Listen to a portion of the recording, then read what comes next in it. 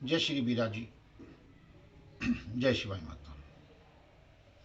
हम लोग प्रतिदिन मंदिर जाते हैं या जब भी मंदिर जाते हैं तो हमेशा अपनी कोई ना कोई डिमांड प्रभु के आगे रखते हैं। क्या ये उचित है? क्या हर समय हम मांगते ही रहें? अगर एक बच्चा भी माँ बाप से हर समय कुछ न कुछ मांगने की डिमांड करता है तो क्या सांसारिक माता पिता भी इरिटेट नहीं हो जाते? हमें इस बात पे एक गहन विचार करना चाहिए। तो हमें मंदिर में जाकर क्या करना चाहिए, किस प्रकार प्रभु के दर्शन करने चाहिए, प्रभु से प्रार्थना करनी चाहिए। आज एक छोटी सी बात मैं आप लोगों से इस बात पर करना चाहूँगा। एक तो प्रभु दर्शन कैसे किया जाता है और प्रार्थना कैसे की जाती है। सर्वप्रथम हम किसी भी धर्म स्थान को मानने वाले हैं तो जब हम किसी भी मंदिर की देहली पर जाते हैं तो हमारा फर्ज ये बनता है कि हम सबसे पहले उस देहली को नमस्कार करें। अब नमस्कार करने का तरीका क्या है? अक्सर लोग क्या करते हैं, नीचे हाथ रख के देहली पे और माथे को लगा लेते हैं। ऐसा नहीं होना चाहिए। अपना माथा उस मंदिर की देहली पर, उसके मेन गेट पर टच करना चाहिए जितना संभव हो सके। कारण यहाँ ज्योतिष का भी एक कारण आ जाता है। ये राहु और केतु की बैठक है और मंदिर की जो देहली होती है या किसी भी स्थान की जो देहली होती है मंगल की होती है। तो हमारी, और राहु जो है कल्पनाओं का मालिक भी है। मैं यहाँ इस दर्शनों के साथ साथ एक ज्योतिषीय कारण को भी जोड़ रहा हूँ, जोड़ नहीं रहा हूँ, ये है वो बता रहा हूँ। तो इस बात का भी आप ध्यान रखें, जब हम अपना माथा मंदिर की देहली को लगाते हैं तो छुआते हैं तो समझिए राहु केतु शांत होते हैं मंगल के प्रभाव से। हमारे दिमाग में उठने वाली लहरें, कल्पनाएं, बेकार की बातें शांत होकर के बैठ जाती हैं, क्योंकि इन सभी बातों को रिप्रेजेंट करता है राहु। अब आते हैं हम विषय की ओर। मंदिर में प्रवेश करने के उपरांत सबसे पहले हम प्रभु के सामने जाएं।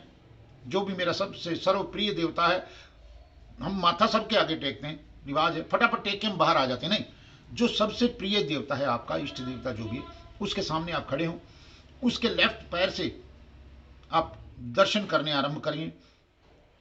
कि पाँव में चुटकियाँ कैसी हैं, नोपुर कैसे हैं, पाजेब कैसी है, वो वस्त्र कैसा है, वस्त्र की ऊंचाई कितनी है, वस्त्र का रंग कैसा है, उसके ऊपर आप लेफ्ट साइड से बाएं हिस्से से दर्शन करते करते प्रभु की लटों की ओर, गोविंद की श्रृंखलाओं की ओर, या जिस भी आप में, क्योंकि मेरा भाव अतिरेक प्रभु कृष्ण की ओर जा रहा है तो मैं आपको सभी को बताना चाहूँगा भी आप जिस भी इष्ट देवता को पूजते हैं तो आप अपने इष्ट देवता के चेहरे को धीरे धीरे देखते हुए, दर्शन करते हुए, उनके पहने हुए एक एक गहने के दर्शन करते हुए तथा उनको याद करते हुए बाएं बाएं तरफ से हमारे श्रृंगार की परिक्रमा करते हुए दाएं पांव तक आकर के अपना माथा वहां पर रगड़ें, वहां पर झुका दें। ठीक है। और सबसे प्रथम बात, ध्यान जो लोग करते हैं मंदिर में आकर के, उसकी आवश्यकता नहीं है। मंदिर में आकर के तो आप प्रभु के श्रृंगार के दर्शन कीजिए, तो उस दर्शन को आप अपनी आंखों में बसा के ले जाइए। और ध्यान तो घर जाके एकांत में किया जाता है। वहाँ आंखें बंद करके आप ये देखिए कि हम आज प्रभु का स्वरूप कैसा था, उन्होंने क्या क्या डाला हुआ था। जब प्रतिदिन हम ऐसा अनुभव वो करेंगे तो प्रयास करेंगे, कोशिश करेंगे ऐसे ध्यान में लाने की, तो एक न एक दिन प्रभु हमें दर्शन अवश्य देंगे। अब रही बात प्रार्थना की, तो हमें प्रभु से कहना क्या चाहिए? हाँ, प्रभु के सम्मुख खड़े होकर के इस प्रकार से आप प्रार्थना करें, हे नाथ, हे नाथों के नाथ, हे निर्बलों के बल, निर्धनों के धन, दीनों के दीनानाथ, मैं आपका हूँ। मेरे सब कुछ आपका ही है। मैं आपके हाथों का खिलौना हूँ। मैं आपका ही हूँ। मैं आपका ही उपकरण हूँ। मैं आपका ही बनाया हुआ एक खिलौना हूँ। आपकी इच्छा ही मेरी इच्छा हो, आपकी इच्छा पूर्ण हो। मेरे जीवन की डोरी आपके हाथों में ही है। सबका न्याय करने वाले न्यायकारी आप ही हैं। हे मेरे पिता, हे मेरे बंधु, हे सखा, मेरी आत्मीयता, आपसे कभी भी कम ना हो। मुझे सदैव आपकी सहायता चाहिए। जीवन में कठोर उबड़ खाबड़ कटीले मार्ग पर मेरा हाथ पकड़े रखना। मेरी परीक्षा मत लेना। हे प्रभु, मैं परीक्षा के योग्य नहीं हूँ।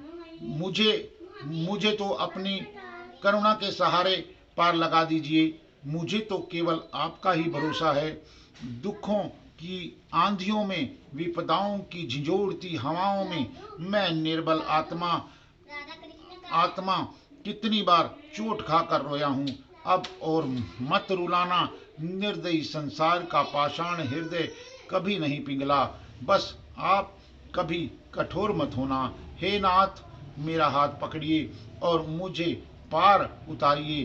मैं तुम्हारी शरण में हूँ। मेरी इस प्रार्थना को आप स्वीकार कीजिए। तो इसी प्रार्थना को आप प्रतिदिन अपने मन में, अपने हृदय में आप बोलने का प्रयास करें, तो प्रभु आप पर अपनी कृपा बनाए रखेंगे। जय श्री राम, जय श्री कौशल वंश, जय शिवाय।